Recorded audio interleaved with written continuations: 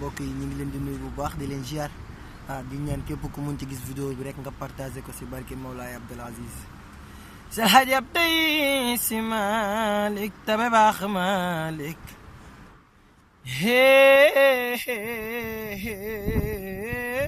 Maam Abdou baax a baax mënul weesu mbaax da baax Malick yaa baax a baax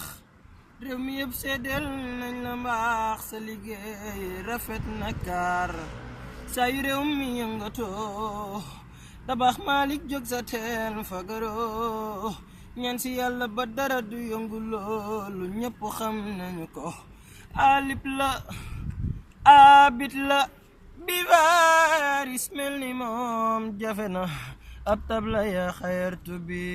manqué woo xalifa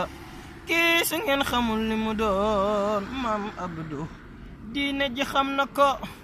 l'islam bi xam ko baayam xam ni moo di xalifa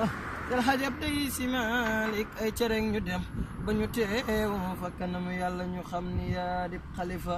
yaa neex yàlla saf nga rasulullah yi sab jaajëf bi xidmatihi yaa war di ab xalifa da baax Malick saa yu réew mi yëngatoo nga jóg sa teen fagaroo ñaan si yàlla ba dara du yëngu loolu xam na ko Tuubaak Tiwaawan Ñaseen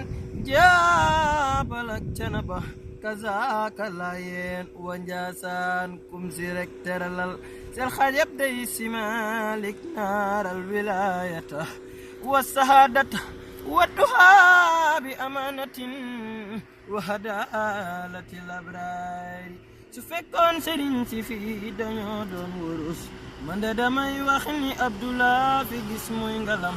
gaañu na ngeen ma déglu tey ji ma wax ay meloom bu kenn weddi ndax maa ko yor maa ko xam gisuma fi kumando ni moom mbaa nga sàmmoo ni moom mbaa nga jàmmoo ni xalifa bi xanaa musula am dam yaay sa feetu way nañu la ba tayyee gisu nañu ni way Maam Abdou